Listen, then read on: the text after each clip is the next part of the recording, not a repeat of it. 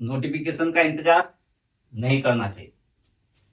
Notification आता रहेगा, जाता रहेगा। आपकी तैयारी क्या है? आप किस स्किल पर काम कर रहे हो? प्रीलिम्स या मेंस? प्रीलिम्स पे तो होना ही नहीं चाहिए, मेंस पर ही होना चाहिए। क्योंकि मेंस की करोगे तो प्रीलिम्स के अपने आप तैयारी हो जाएगी। लिखने की प्रैक्टिस करो, ज्यादातर क्वेश्चन को तैयारी हो जाएगी। और बेसिक तौर से जैसे 42वां संविधान संशोधन,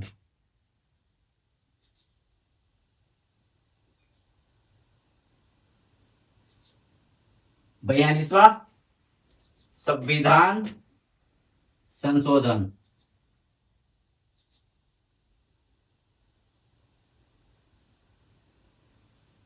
यदि से पढ़ रहे हो इस टॉपिक को, तो इससे जो प्रश्न आते हैं या ये टॉपिक तुम्हारी पकड़ में है, कब हुआ था संविधान संशोधन 42वां, ये मालूम है? इसकी विशेषताएं हैं? क्योंकि पीसीएस में सीधे सीधे प्रश्न पूछे जाते हैं, लेकिन यूपीएससी में सीधे प्रश्न नहीं आते। वो प्रश्न व्याख्यात्मक होते हैं या विश्लेषणात्मक होते हैं या फिर तुलनात्मक होते हैं। लेकिन पीसीएस में सीधे सीधे प्रश्न होते हैं। जैसे 42वां संविधान, तो 42वां संविधान संशोधन को मिनी संविधान क्यों कहा जाता है, इसकी विशेषताएं क्या है, इसका महत्व क्या है, इस तरीके से सीधे सीधे प्रश्न जो आते हैं पीसीएस में। तो सबसे पहले तो 42वां संविधान संशोधन 1976, यह आप लोगों को मालूम होना चाहिए। लिखने की प्रैक्टिस में आना चाहिए कि 42वां संविधान संशोधन कब हुआ था और इसमें कौन कौन से संशोधन हुए थे या परिवर्तन हुए थे। प्रस्तावना में, मौलिक अधिकार में, नीति निर्देशक तत्वों में, इनमें और कुछ संशोधन संसदीय शक्तियों में भी हुआ था, विधायी शक्तियों में या कार्यपालिका की विधायी शक्तियों में भी हुआ था।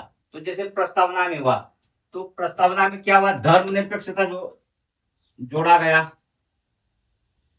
धर्मनिरपेक्षता,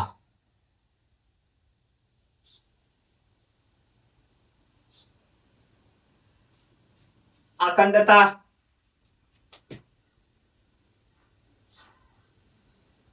समाजवादी अखंडता,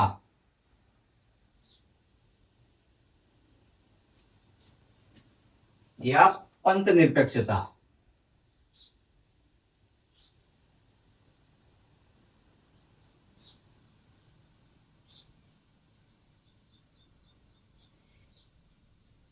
इनको लिखते आता है आप लोगों को कि धर्मनिरपेक्षता, समाजवादी प्रस्तावना में है। प्रस्तावना में तीनों शब्द जोड़े गए हैं 42वें संविधान संशोधन। धर्मनिरपेक्षता से आशय कि देश का कोई राजकीय धर्म नहीं होगा और राज्य द्वारा सभी धर्म या धर्मावलंबियों का समान रूप से सम्मान करेंगे, ये लिखते आता है।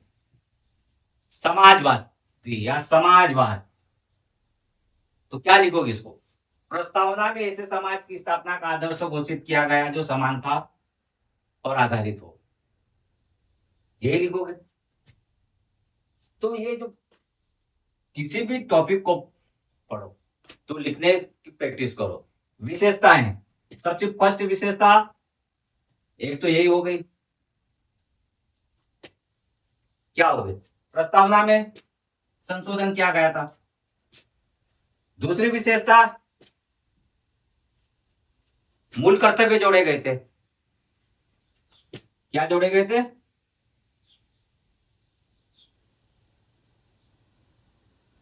मूल कर्तव्य।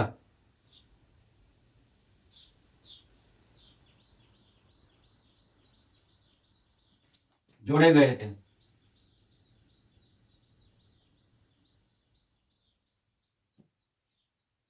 तो संविधान के किस भाग में है मूल कर्तव्य, संविधान के भाग 4 में है। और भाग 4 में क्या है, नीति निर्देशक तत्व भी है। भाग 4 में, लेकिन ये भाग 4 कम है मूल कर्तव्य। नीति निर्देशक तत्व में परिवर्तन हुए थे।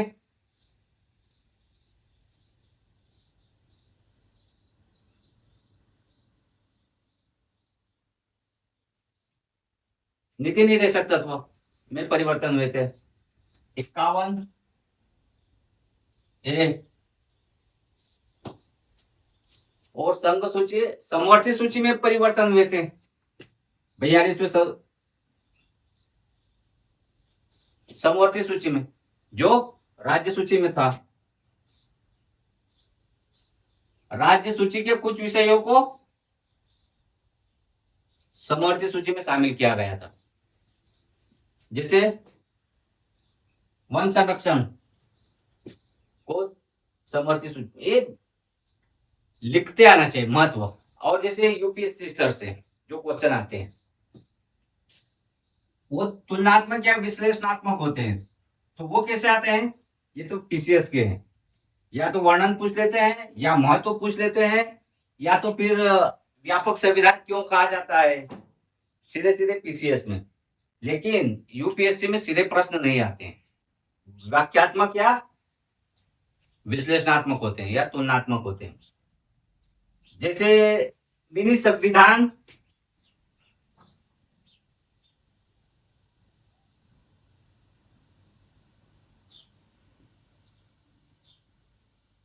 या व्यापक संविधान, मिनी संविधान या व्यापक संविधान कहा गया है।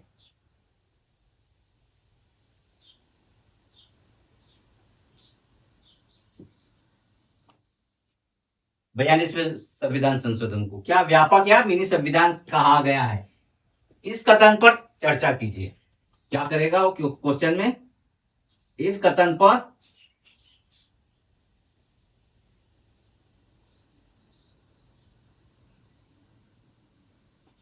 चर्चा कीजिए।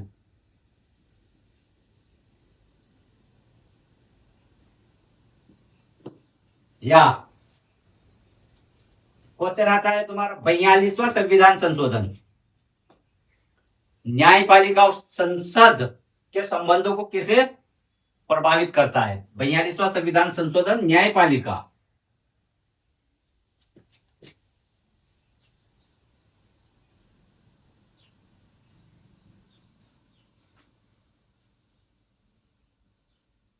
और संसद के संबंधों को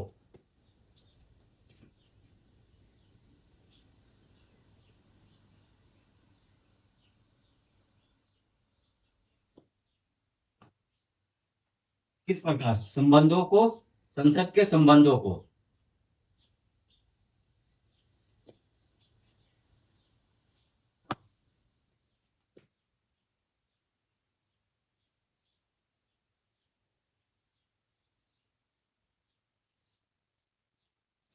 किस प्रकार प्रभावित करता है?